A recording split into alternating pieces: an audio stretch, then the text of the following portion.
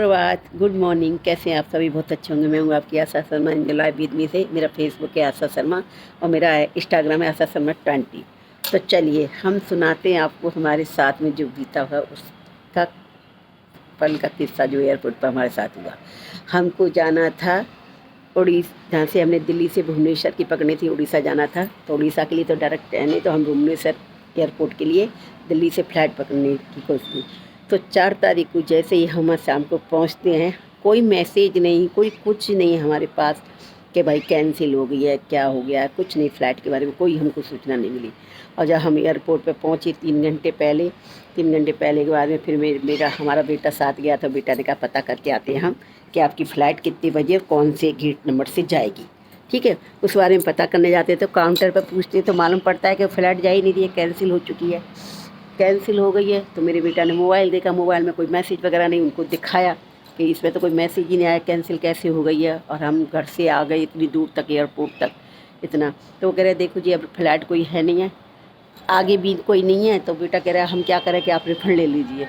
तो रिफ़ंड ले लेते हैं। तो वो क्या, वो वहीं का रिफ़ंड दे रहे थे, दिल्ली फ़्लाइट का, जो हमने ऑलरेडी उड़ीसा में बुकिंग कर रखी थी, अपने होटल का बुकिंग, फ़्लाइट के लौटने की वाली फ़्लाइट का सारा एडवांस में टिकट कर रखा था, गाड़ियों की बुकिंग कर रखी थी, जहाँ जहाँ मैं भुवनेश्वर, कटक, कोणार्क मंदिर, जहाँ जहाँ मैं घूमने जाना था, लिंगराज मंदिर, वहाँ के लिए पहले से ही गाड़ी हमारी होटल से बुक थी कि आज वहाँ से गाड़ी वो लेने आएगी, आज वहाँ से गाड़ी। तो वो वाली गाड़ी, तो मेरा बेटे ने इतनी लड़ाइयाँ की एयरपोर्ट वालों से। तो पूरा देखो, हम सुबह के यहाँ से 2:30 बजे के निकले थे एयरपोर्ट के लिए, कि शाम की हमारी फ़्लाइट थी। तो वो कैंसिल, वहाँ जाके मालूम पड़ा, चलो उसको छोड़ो। कई घंटे लड़ाई करने के बाद फिर उन्होंने नेक्स्ट दिन 5 तारीख की सुबह 5 बजे की फ़्लाइट का दिया।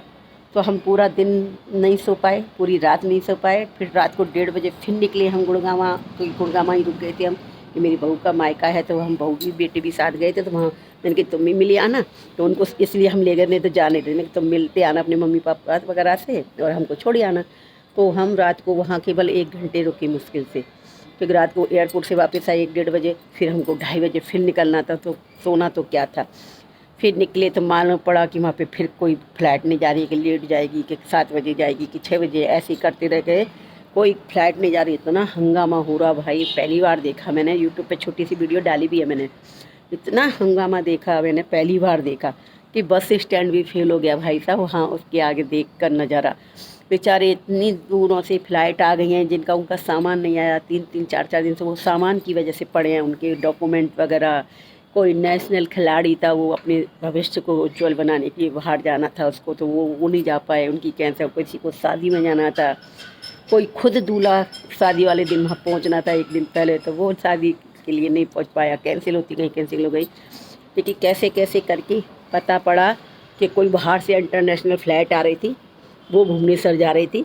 तो उसमें हम लोगों को कम से कम 8-10 लोग हम उसमें बैठ के गए, तो हम पहुंच गए। बाकी के किसी को नहीं, उन्होंने अनाउंस नहीं की कि आपकी इस फ़्लाइट नंबर ये आ चुकी है, कि जिसको जाना है वो शीघ्र ही अपने गेट पर पहुँचे। कुछ भी अनाउंस ही नहीं, हम वहीं बैठे रहे, तो भी हम कोई अनाउंस नहीं। वो तो मैंने ही बोला कि एक बार पता करके आई मैं, सब लोग कह रहे हैं कैंसिल हो गई, कैंसिल हो गई। तो एक बार पूछ के तो आओ कि कैंसिल हो गई तो फिर जाएगी कौन सी।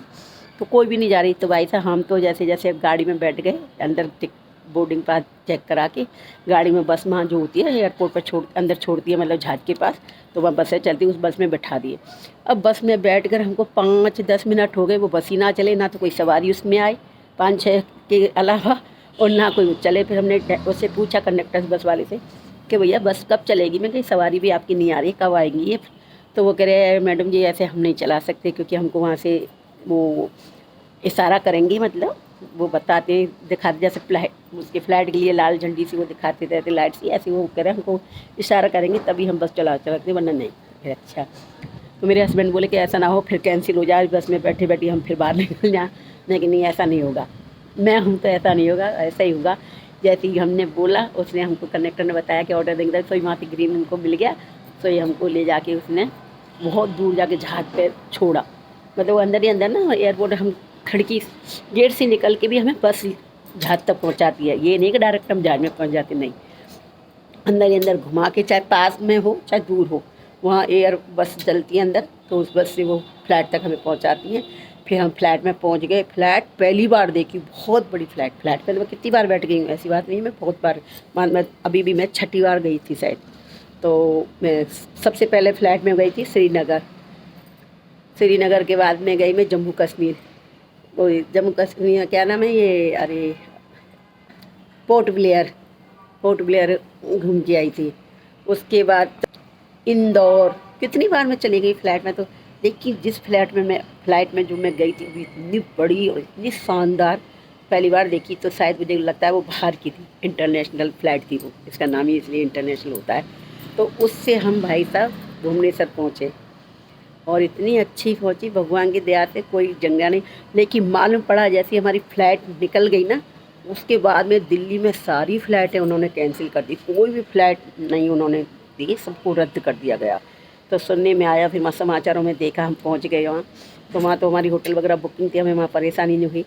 गाड़ी हमारी स्टेशन पे आ गई थी और जो मेरे हस्बैंड के शिष्य थे वो वहाँ मिल गए थे, तो उन्होंने गाड़ी वगैरह का सारा कुछ करा के पता करके, पहले उनके घर जाना था लेकिन हम लेट पहुँचे, तो एक दिन पहले हमारी कैंसिल हो गई थी, तो हम उनके घर टाइम नहीं दे पाए। हमने कहीं लौट के आके मिलेंगे आपसे। तो वही हम पहुँचे अपने रेस्टोरेंट, वो जहाँ रेस्टोरेंट था वो हमारा सरकारी था, लेकिन बहुत ही शानदार, बहुत ही खाने की व्यवस्था अच्छी थी। उसको मैंने यूट्यूब पे डाला है, आप कभी जाएँ सर्च करें तो पता करना उसको। तो वो था, वो क्या नाम, पुरुषोत्तम श्रीनिवास करके था पुरी में। तो बहुत अच्छा था उसका पूरा, तुम्हें इसमें मालूम पड़ जाएगा, मेरे यूट्यूब में मैंने डाली है, उसकी वीडियो बना कर डाली है, शॉर्ट पे भी डाली है, इंस्टा पे भी डाली है। तो अच्छी व्यवस्था थी, टाइम टेबल से वहाँ खाना पीना सब तरह का मतलब होता है, थाली के हिसाब से चलता है। 80 रुपये थाली और 150 रुपये थाली। 150 रुपये थाली अनलिमिटेड है और 80 रुपये थाली लिमिटेड है, लेकिन उसमें फिर भी मिल जाता है, आपको सब्ज़ी वगैरह लेनी है दोबारा तो दे देते हैं। तो अच्छा रहा, लेकिन आते समय हमें और भी अच्छी मिली। आते समय अभी हम आए, कल रात को आए, तो अभी आते समय हमको मिली है इंटरनेशनल तो थी, ठीक है, दूसरा हमको बिजनेस क्लास वाली मिली, आगे आगे की। बहुत अच्छा लगा, सारी होस्टेस आमने सामने खड़ी रहती हैं, फिर मिनट मिनट में खाना पीना नाश्ता पानी जूस वगैरह वो लेकर आके ठेलियों में आती रहती हैं, और बस मन करता है उन्हीं को देखते रहें हम लोग, देखते रहें। लेकिन हमने फ़ोटो वगैरह इतना लिया, एक आध का लिया है, क्योंकि अच्छा नहीं लगता ना वीडियो बनाना, किसी को अलाउ है या किसी को नहीं है। तो इस हिसाब से अच्छा रहा सफ़र। और जगन्नाथ जी के दर्शन किए हमने, लिंगराज महाराज के दर्शन किए, और माता मंगला माता के दर्शन किए। वहाँ फेमस फेमस मंदिर हैं उनके, सभी के हमने दर्शन किए। मंगला माता, चंडी माता, और फ़ोन किसी में अलाउ नहीं था तो हमने बार बार से कैचअप किया है। लेकिन जगन्नाथ जी गए थे तो रात को गए थे, तो हम आपको ज़्यादा नहीं दिखा पाए, पर बाहर से थोड़ा फ़ोटो वगैरह किसी ने लिया। हम लेते तो अच्छे से लेते, किसी से लिखवाते तो वो ऐसी खाना पूर्ति करते हैं। तो मुझे खास करके पसंद नहीं है किसी दूसरे से फ़ोटो या वीडियो करवाना, मैं खुद अपने से करती हूँ। हाँ, लिंगराज जी का भी वहाँ अंदर से नहीं लेने दिया, तो मैंने बाहर से पूरी वीडियो बनाई है। पूरा मंदिर आपको ऊपर से घुमा कर मैंने आपको वीडियो पहुँचा रही हूँ, तो आप मेरे यूट्यूब पर देखना। तो मैंने लिंगराज भुवनेश्वर करके वीडियो डाली है, इंस्टा पे भी डाली है, यूट्यूब पे भी डालूँगी। तो यूट्यूब पे मैं एडिट करके पूरा ही कोशिश करूँगी कि शॉर्ट में कुछ समझ में नहीं आता तो पूरा करने के लिए टाइम होता है, तो देखना पड़ेगा आप लोगों को, क्योंकि बड़ी वीडियो बनाने के लिए ना तो आप पर ही टाइम है ना हम पर ही टाइम है। हम तो फिर भी टाइम निकाल लेते हैं, लेकिन देखने वालों पर टाइम नहीं होता, और जिसके लिए हम डाल रहे हैं वो ही ना देखे तो फिर वीडियो डालने का फ़ायदा ही क्या। तो मैं हूँ आपकी आशा शर्मा, अच्छी लगे तो लाइक कमेंट करना। जय श्री कृष्णा, राधे राधे।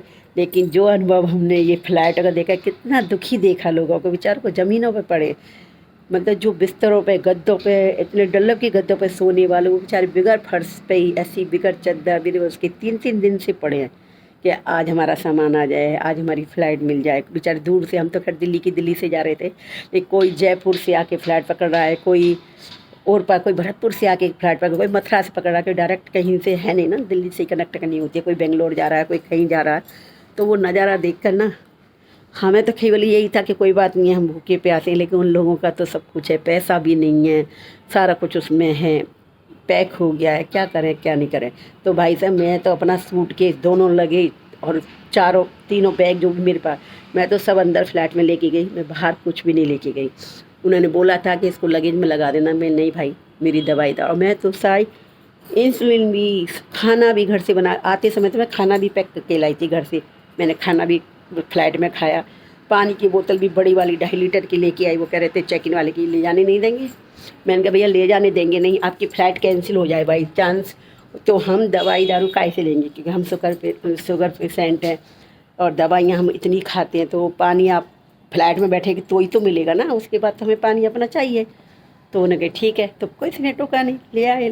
वो चेक इन में करते हैं, पानी भी चेक करते, सबको करते हैं। वो खुलवा के देखते हैं हमारा बैग, हैंड बैग जिसमें इंसुलिन, दवाइयाँ जो भी था, ऑयल वगैरह सारा, हमारा मेकअप का सामान। मेकअप तो हम खैर ज़्यादा करते नहीं, आपको पता है जो है वो यही होता है बस, और हम कुछ नहीं करते, ना क्रीम लगाते हैं, ना पाउडर लगाते हैं, ना कुछ करते हैं। बस काजल बिंदी हमारा छूटनी नहीं चाहिए, काजल बिंदी लिपस्टिक, बाकी का हमें कुछ नहीं चाहिए। और अभी हमारा कुछ भी नहीं हो रहा है, क्योंकि अभी हम बना रहे हैं सभी वीडियो में। तो बहुत अच्छी वो है, आगे फिर और बताएंगे दूसरी वीडियो में, देखते रहना। लेकिन ऐसा अनुभव हमें पहली बार देखा, दया बहुत आई लोगों को देख देख के, बेचारे भूखे प्यासे पड़े। इतना महंगा है एयरपोर्ट, तो आपको पता है महंगा है, लेकिन एयरपोर्ट वालों को ना सुविधा देनी चाहिए। जिनकी ट्रेन वो हो रही है, फलान हो रही है, उनको रुकाएँ, होटल में रुकाएँ, कहीं करें। और जो बेचारे आ चुके हैं वो केवल सामान के लिए 4-4 दिन तक बैठे हैं। कोई अपना खिलाड़ी अपना खेल के लिए जा रहा था, कोई जॉब के लिए आया हुआ था, तो उसके कागज़ पत्तर सारे उसी के अंदर। लेकिन ऐसे लोगों को मैं ये कहूँगी कि अपना ये सामान अपने संग में रखें, लगेज में ना लगाएं। छोटा एक सूट के संग में लेके जाएं, उसमें वेट होता है कि 7 किलो कि 8 किलो इतना होता है, तो उसको अपने संग रखें, कभी भी आप लगेज में ना लगाएं। जय कृष्णा, राधे राधे, बाय बाय अभी के लिए।